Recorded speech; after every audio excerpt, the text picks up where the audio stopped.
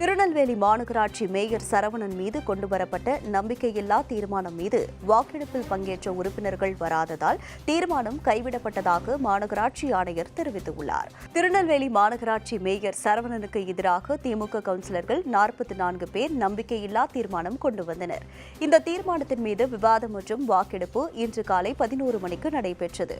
மொத்தம் 55 வார்டுகள் உள்ள நிலையில் 45 வார்டுகளில் திமுகவை சேர்ந்த உறுப்பினர்கள் உள்ளனர். மீதமுள்ள 10 வார்டுகளில் அதிமுக, காங்கிரஸ், மதிமுக, மார்க்சிஸ்ட், கம்யூனிஸ்ட் போன்ற கட்சிகளை சேர்ந்த உறுப்பினர்களும் உள்ளனர்.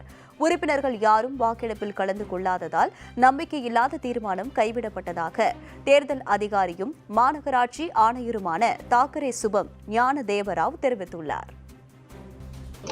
மேயர் மீது நம்பிக்கை இல்லாத தீர்மானத்துக்கு இந்த கூட்டத்துக்கு மாமன்ற உறுப்பினர்கள் எவரும் வரவில்லை. அதனால் கோரம் இல்லாதனால இந்த கூட்டம் நடந்தது. யாருமே வரல. ஆனா இதுக்கான இன்னும் ஓராண்டுகளுக்கு எதுவும் நம்பிக்கை இந்த கூட்டம் நடக்கலன்னா மீனிங் என்னன்னா, சட்டத்தைப்படி அந்த மோஷன் வந்து டிராப் ஆயிடுச்சு. மோஷன் டிராப்னா இனிமேல் வந்து ஒரு வருஷமா அந்த மோஷன் கொண்டு வர முடியாது. தோல்வி. ஆமாம்.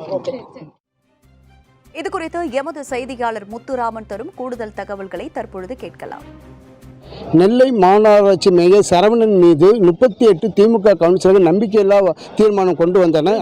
மொத்தம் மாநகராட்சியை பொறுத்த வரைக்கும் 45 திமுக கவுன்சிலர்களும் 10 அதிமுக, காங்கிரஸ் மற்றும் கம்யூனிஸ்ட் சுயேட்சை வேட்பாளர்கள் என மொத்தம் 55 கவுன்சிலர்கள் இருக்கின்றனர். இந்த நிலையில் இன்று நடைபெற இருந்த நம்பிக்கையில்லா தீர்மானத்தில் திமுக மற்றும் எந்த ஒரு கட்சியை சேர்ந்த கவுன்சிலர்களும் கூட்டத்தில் கலந்து கொள்ள வராத காரணத்தினால் தற்போது இந்த தீர்மானம் தோல்வியடைந்ததாக கார்ப்பரேஷன் கமிஷனர் அவர் அறிவித்தார்.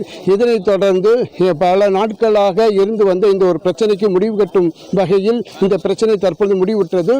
மீண்டும் தொடர்ச்சியாக நெல்லை மாநகராட்சி மேயராக சரவணன் இருப்பார் என்று எதிர்பார்க்கப்படுகின்றது. வேந்தர் செய்திகளுக்காக நெல்லையிலிருந்து முத்துராமன்.